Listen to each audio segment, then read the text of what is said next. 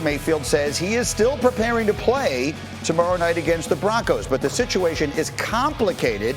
Here's Baker with more. Only I know how my body feels. And if anyone questions whether, I'm hindering the team and going out there injured, that's just not right. So it's my decision. I get to say, whether I'm able to play or not, and that's just how it is. Obviously, if I was in a physical state where I wasn't able to play to the best of my abilities and I was hurting the team, I wouldn't do that because I care about winning and I want to give this team the best position to do that. So that's just what it's about.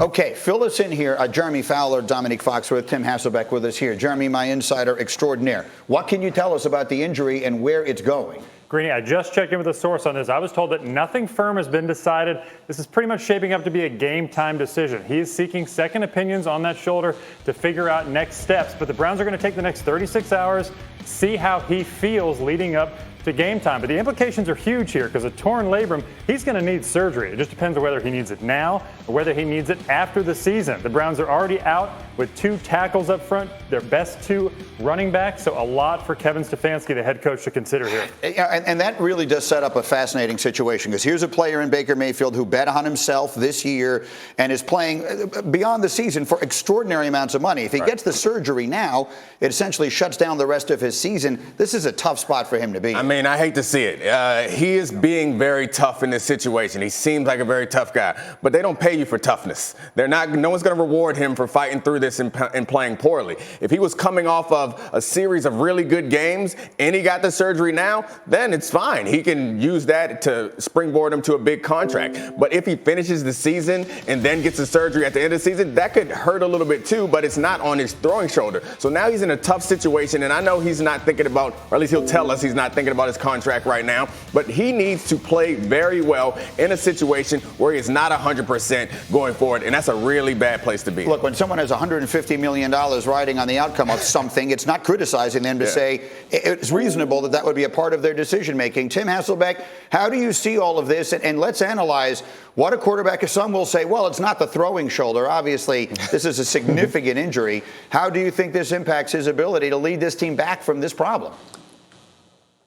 Well, I think it's a big problem for him in terms of his ability to lead the team. Look, here's the situation with him. He is a good player, not a great player. And now he is a good player that's at about, 70% at best.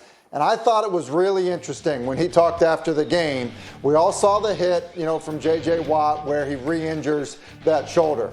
But then he said after the game, so he dislocated his shoulder then, and then it slipped out one other time in a non-contact situation. That is where I think it was like, whoa, wait a minute. The instability in his shoulder is obviously something that's a big problem, and I think is going to continue to be a big problem going forward. You can harness it, you can do all those things, but if it's sliding out in non-contact situations, I think there's a very real possibility that he's got to get it fixed before the season's over. It's one thing to have a partially torn labrum. It's another thing to have it completely torn, which is also what it sounds like. And I'm just not sure he's going to be able to avoid it. And that's the reality. This is an injury you were telling us before.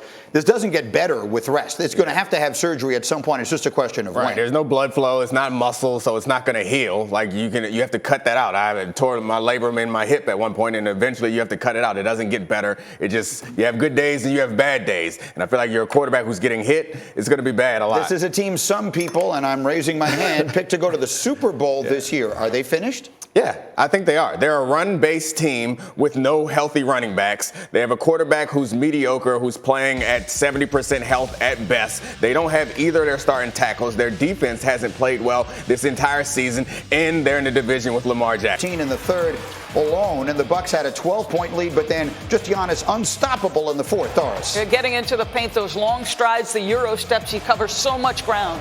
And then here again on Blake Griffin.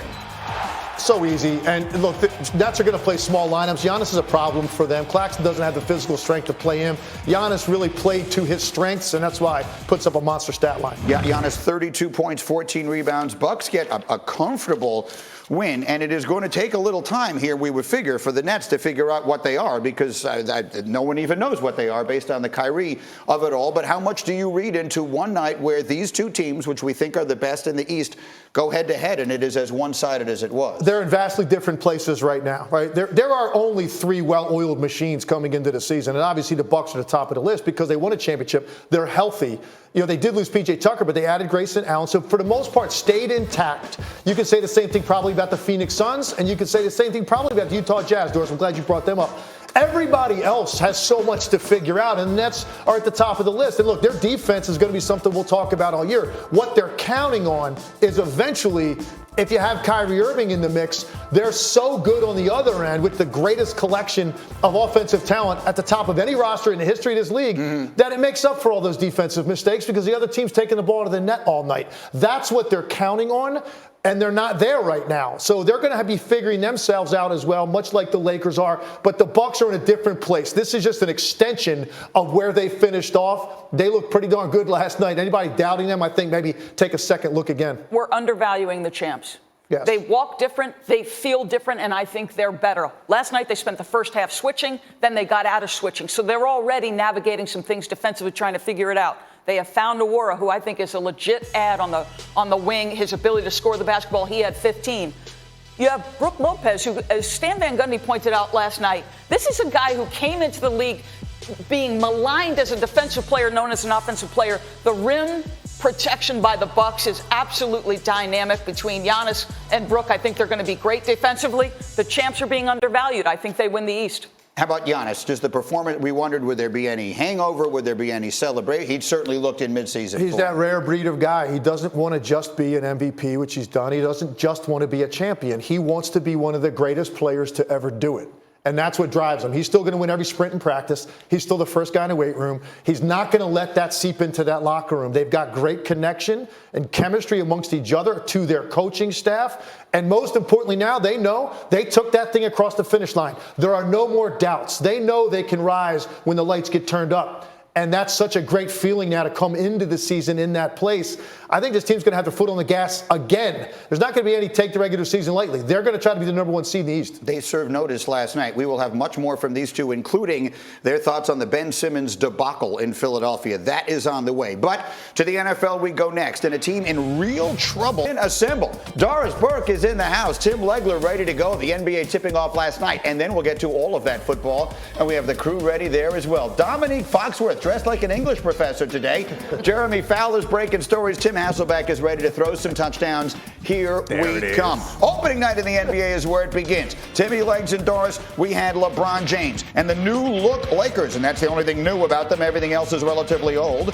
Hosting Steph Curry and the Warriors. Let's pick it up early, and LeBron James looking comfortable and young on the defensive end. Father Time hasn't found him yet. The rotation and the send back. Look at him coming over on the defensive side, and then Timmy Legs, Anthony Davis on the flush. Yeah, reminding people when he's healthy why this is one of the toughest matchups in the league. Size and athleticism, too much for the front line of Golden State. And how about LeBron, Doris, in the painted area? Yeah, that mid-range is so good because he gets separation on the lean back. LeBron 18 in the first half. Lakers by 6 at the break. Now we're playing defense and we're running the floor, and it's Anthony Davis.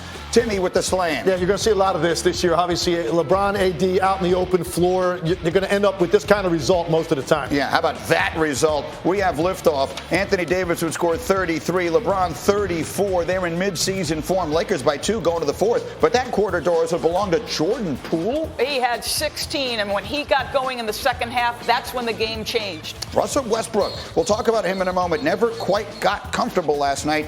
Did not have double figures in any of the major categories, points, assists, or rebounds. Meanwhile, here's more from Poole on the hezzy. He had 20. Warriors pulling away. Steph Curry, if you can have this, Timmy Legler, he had a quiet triple-double. He did. I thought actually the Lakers did a phenomenal job hounding him all night. He played in traffic the entire game, but he just stayed with it. And even when he's not scoring, this is what he does. He draws people, and it makes the game easier for others. That's Andrew Wiggins knocking down a dagger. Warriors come from behind and win it.